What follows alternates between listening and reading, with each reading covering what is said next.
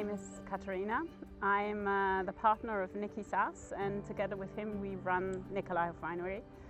I joined in 2021. Before that, it was basically him responsible for the whole production and the whole domain, which was quite demanding. So I hope that he's still pretty happy to have a partner in crime who tries to make good wine along his side. And Nikolaihof itself is probably one of Austria's oldest winemaking domains. The history of the estate itself dates back to Roman times, because Wachau, the city where we are located at, just across the Danube from Krems, used to be a Roman fortress, and the Romans were the first basically to make wine in that region.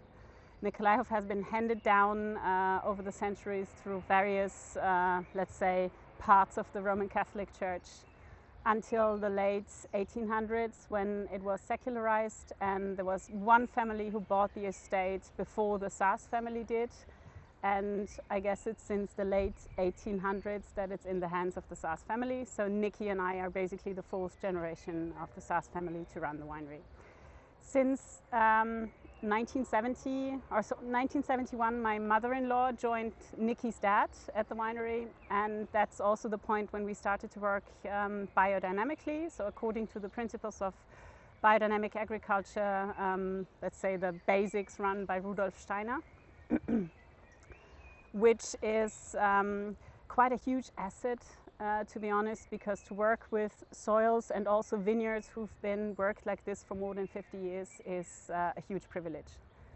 And so the domain is in Nicky's and my hands, and we're hoping to work in a way that also the people who take over after us will have fun, just as much fun as we have in making good wine there. When Nicky's mom joined Nicky's dad in the winery, she was very young, she was 19.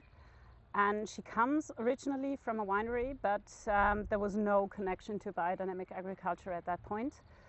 The fact that after the occupation that was going on in Austria after the Second World War, basically left the estate in a very poor condition. So actually there was a lot of work to be done in terms of the infrastructure, which didn't leave much money for Nicky's dad to spend on fertilizers and also plant protection systems that were just coming up at that point in time, which were on a synthetic basis.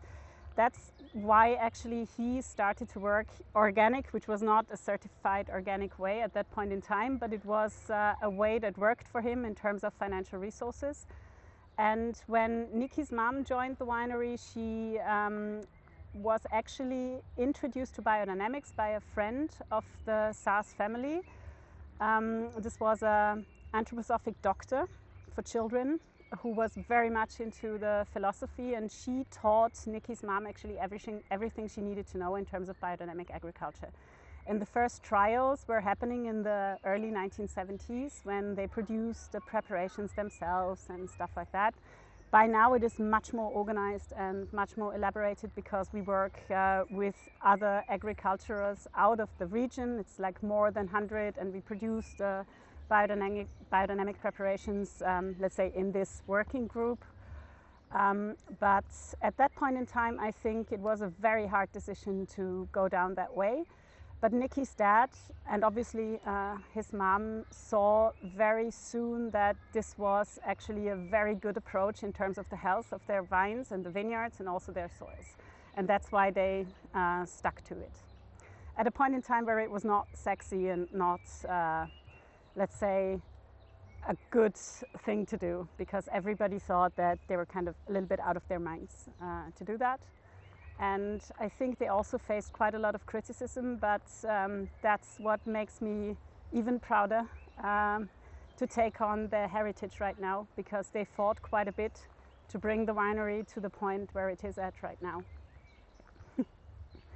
My personal approach to biodynamics, I would say, comes from the experience of working with people who, just like myself, stumbled into biodynamics accidentally, or because there was no other, so let's say there was nothing to lose in that particular situation. I'd like to state a person who influenced me a lot in a very positive way, who is Andreas Schumann of Odinsthal Winery. Because when he took over Odinsthal as a very young Geisenheim graduate, I think there was a harvest, if I'm not mistaken, it's 2006, where they had a really disastrous hail period at some point in June. So basically the vines are already very developed, the shoots are developed, the grapes, or let's say the starting point of the grapes, the fruit is developed, and then the hail came and destroyed everything basically. So that's when he addressed a friend of his, who is Georg Meissner, and told him, I'll translate that to my words now, now you can run your magic. I've got nothing to lose because my harvest is gone. Now you can show me if it works or not. And he ended up with having 30% of a normal yield in that very year. And when I spent my internship in the Palatinate region with Reichsrat von Buhl, I basically came into touch or into contact with Odinsthal and also Andreas. And he opened lots of doors, let's say mind-wise, for me with his explanations and also with his approach. And this is how biodynamics opened up for me. It's from a very practical point of view. And this is very contrary to my partner Nicholas, who was born into biodynamics, who never had to question this a lot, because for him that's just how things were, and that's also how things were done. So I guess we make quite a good couple in that way, because I question a lot. And I also deal a lot with research because I'm interested in how things develop. And he's got that, I don't know how to put that into words, but I would say it's a sea deep rootedness in his approach. And this works out pretty well in between the both of us. We were never after yields. So our yields are between, let's say, 30 and probably 45 in a very, very good year. Hectoliters per hectare, which is not economic at all if I think back to my education. But the quality that we taste and the quality that we get in the vineyard, let's say, is more convincing than the pure economic approach. So we work a lot with So finding balance means we work a lot with the right kind of pruning style, the right way of, let's say, trimming a vine in that particular place. I changed a lot when I joined Nicky in 2021, which I'm still very grateful that he let me do without much contradiction, to be honest. Once we harvest the grapes, we press. There's hardly any skin contact except for the designated batches. So we work with whole bunch, we press immediately, we sediment overnight, and then we go into spontaneous fermentation. That can take pretty long. So we're now in, let's say, mid-April of 2026, and some of the 2025 batches are still fermenting or are just retaking on to finish their fermentation. And then probably what's most striking about Nikolaihof is that we work a lot with mature wines, and not wines that mature on the bottle, but wines that mature in casks. So basically we keep the vines in wooden barrels for a considerable amount of time, and not only the single vineyards, so the, let's say, high-end or high-level wines, but also the dry cabinets, which in the Wachau we call Federspiel. And that's probably something that Nikolaihof has been doing for already a pretty long time and knows to do very well. In general, I want to find the wish for the second glass. So if my first glass is empty, I'd like to, without actively knowing, have a second glass of wine, or the wish for that second glass of wine. So drinkability is a really big deal for me. And this also has a lot to do of what the wine does to me. How does it make me feel?